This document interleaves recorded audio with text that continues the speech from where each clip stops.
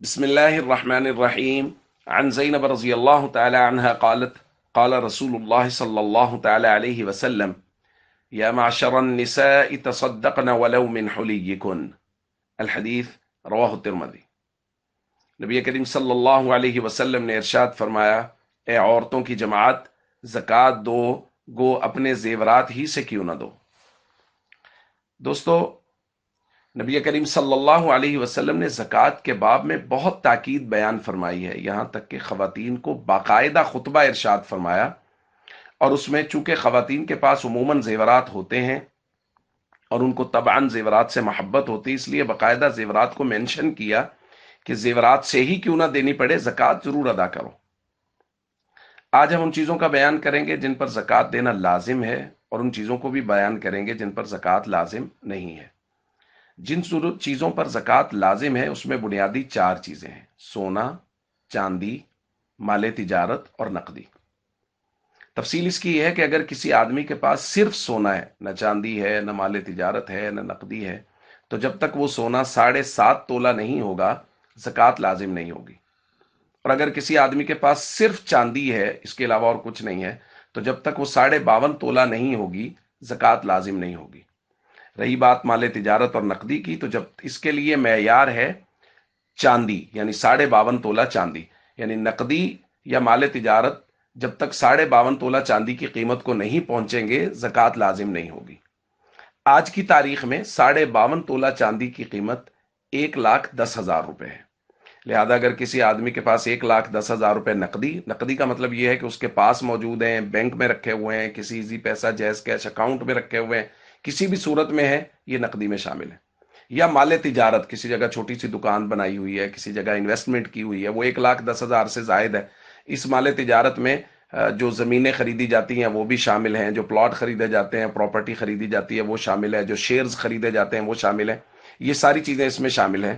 تو یہ اگر 52.5 تولہ چاندی، یعنی آج کی تاریخ میں 1,10,000 سے زائد اس کی مالیت ہے مال تجارت کی، تو زکوٰۃ دینا لازم ہے۔ اب اس کے حساب کرنے کا طریقہ کیا ہے؟ اس کے لیے ہمیں ایک چارٹ بنانا پڑے گا۔ مثال کے طور پہ ہمارے پاس سونا ہے 1,00,000 روپے کا، چاندی ہے 1,00,000 روپے کی، مال تجارت ہے 1,00,000 روپے کا، ہمارے پاس نقدی ہے 1,00,000 روپے، یہ میں مثال دے رہا ہوں۔ تو ہمارے پاس 4,00,000 روپے جمع ہو گیا۔ اب اس میں ہم 5ویں چیز ایڈ کریں گے کہ ہم نے جو لوگوں سے پیسے لینے ہیں وہ کتنے ہیں۔ مثال کے طور پہ وہ بھی 1,00,000 روپے ہے، تو یہ ہمارے پاس کل ہو گیا 5,00,000 روپے جو ہمارے پاس موجود ہے۔ اب اس کا زکوٰۃ کا حساب بنانے سے پہلے ہم یہ کریں گے کہ جو پیسے ہم نے لوگوں کے دینے ہیں وہ اس سے نکال دیں گے۔ تو مثال کے طور پہ ہم نے لوگوں کا 2,00,000 روپے دینا ہے، تو 2,00,000 روپے اس 5 سے نکال دیں گے، پیچھے رہ گیا 3,00,000 روپے، تو 3,00,000 روپے کی زکوٰۃ ادا کریں گے۔ تو یہ ہے طریقہ زکوٰۃ کا حساب کرنے کا۔ تو میں اس حوالے سے یہ بات ضرور درخواست کر دوں کہ زکوٰۃ کے مسائل بہت پیچیدہ مسائل ہوتے ہیں، اس لیے ہم تو صرف اشارات کر سکتے ہیں۔ اصل میں آپ کو اپنے علاقے کے علماء سے رجوع کرنا چاہیے، ان کے سامنے اپنا حساب بیان کرنا چاہیے، اس کا حساب کر کے آپ کو زکوٰۃ کا نصاب بنا کے بتا دیں گے کہ آپ کی اتنی زکوٰۃ بن رہی ہے۔ ہم صرف اشارات کر سکتے ہیں۔ اور وہ چیزیں جن پر زکوٰۃ لازم نہیں ہے، اس میں سمجھ لیجئے کہ وہ چیزیں جو استعمال کی ہیں، مطلب آپ کا گھر ہے، آپ کی گاڑی ہے، آپ کا موبائل ہے، گھر میں اور چیزیں جو استعمال کی ہیں ان میں زکوٰۃ نہیں ہے۔